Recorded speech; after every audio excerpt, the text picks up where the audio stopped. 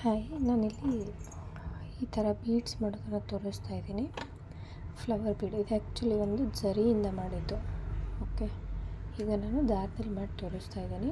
ಈ ಥರ ring beads ಬೇಕಾಗುತ್ತೆ ನಿಮಗೆ ಮಾಡೋಕ್ಕೆ. ಇದು 6 ಎಳೆ ದಾರ ತೊಗೊಂಡಿದ್ದೀನಿ.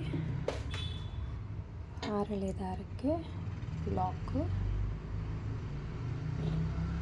ಇದೇನು ಲಾಕಿಂಗ್ ಮಾಡೋದು ಅವಶ್ಯಕತೆ ಇಲ್ಲ. ಈಗ ಡೈರೆಕ್ಟ್ ರಿಂಗ್ ಬೀಡನ್ನ ತೊಗೊಂಡ್ಬಿಟ್ಟು ದಾರಾನ ಹಾಕಿ ಲಾಕ್ ಮಾಡ್ಕೊಳ್ಳಿ.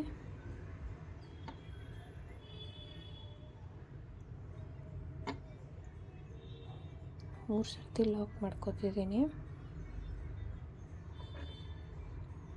ದೆನ್ ಇವಾಗ ಈ ದಾರಾನ ಈ ಥರ ಹಿಂದ್ಗಡೆನೇ ಇಟ್ಕೊತಿದ್ದೀನಿ. ಹಿಂದ್ಗಡೆಯಿಂದ ದಾರಾನ ತೊಗೊಂಡ್ಬಂದು ಇಲ್ಲಿ ಒಂದು ಲಾಕ್ ಆದಮೇಲೆ ಸ್ವಲ್ಪ ಟೈಟಾಗಿರಲಿ ಲಾಕ್ ಆದಮೇಲೆ 2 ಚೈನ್ ಹಾಕ್ತಾಯಿದ್ದೀನಿ. 2 ಚೈನ್ ಹಾಕಿಬಿಟ್ಟು ಮಿಡಲ್ ಮೇಲೆ ಒಂದು ಸರ್ತಿ ದಾರ ತೊಗೊಂಡು ರಿಂಗ್ ಬೀಡ್ ಒಳಗಡೆಯಿಂದ ಒಂದು ಡಬಲ್ ಕ್ರೋಶೆ, ಸೆಕೆಂಡ್,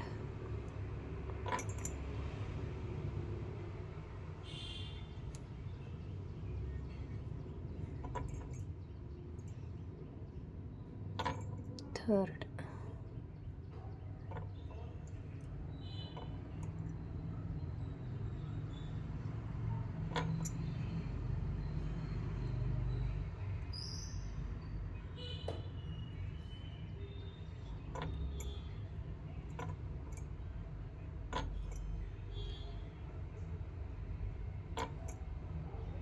ಮೂರಾಯಿತು. ಇನ್ನೊಂದು 4 ಸರ್ತಿ ಫಸ್ಟು ಡಬಲ್ ಕ್ರೋಶೆ ಮಾಡ್ಕೋಬೇಕು.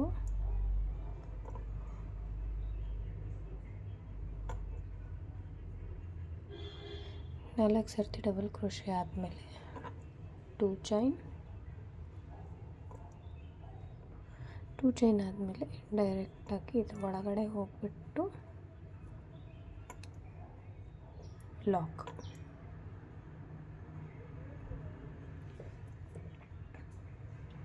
ಆಮೇಲೆ ಇದು ಎಕ್ಸ್ಟ್ರಾ ಥ್ರೆಡ್ ಏನಿರುತ್ತಲ್ಲ ಇದನ್ನು ಕಟ್ ಮಾಡ್ಕೊಂಬಿಡಿ.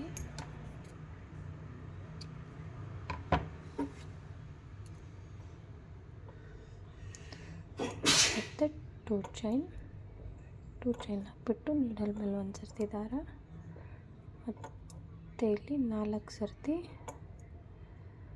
Double crochet.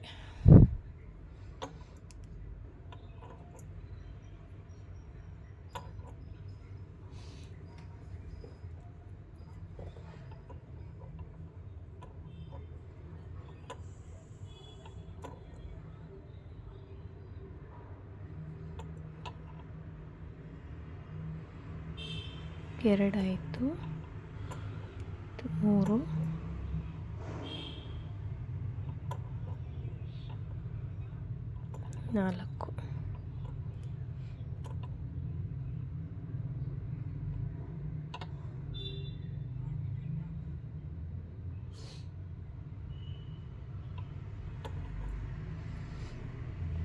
ನಾಲ್ಕು ಸರ್ತಿ ಡಬಲ್ ಕ್ರೋಶೆ ಆದಮೇಲೆ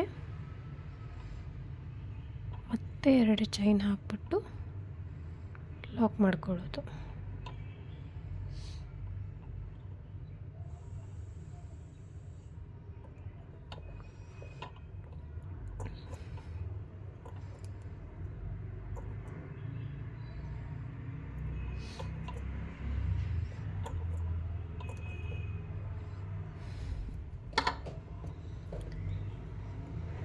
ಎರಡು ಚೈನ್ ಹಾಕ್ಕೊಂಡು ಲಾಕ್.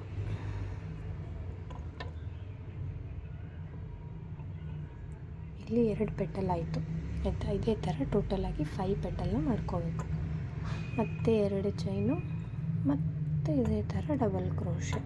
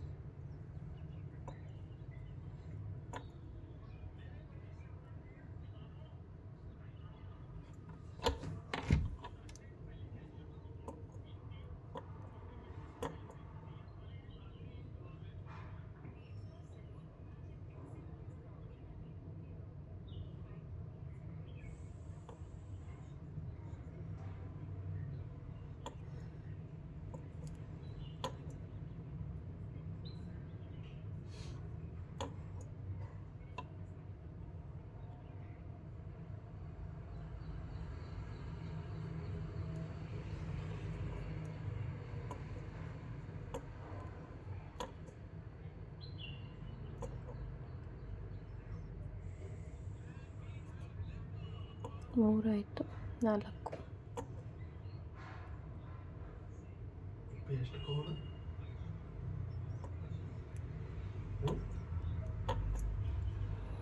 ಆದಮೇಲೆ 2 ಚೈನ್ ಹಾಕ್ಬಿಟ್ಟು ಲಾಕ್.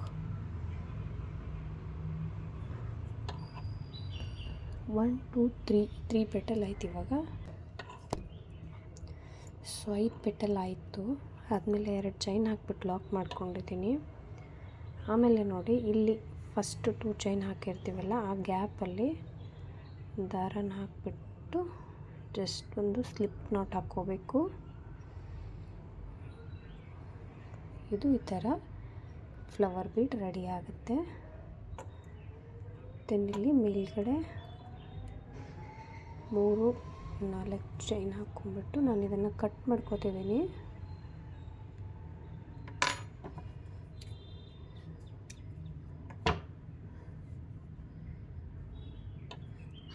ಇದು ಈ ಥರ ರೆಡಿ ಆಯಿತು. ಇದು ಥ್ರೆಡ್ಡಲ್ಲಿ ಮಾಡಿರೋದು, ಇದು ಜರಿಯಲ್ಲಿ ಮಾಡಿರೋದು, ಎರಡು ಡಿಫ್ರೆನ್ಸ್ ಇಷ್ಟೇ.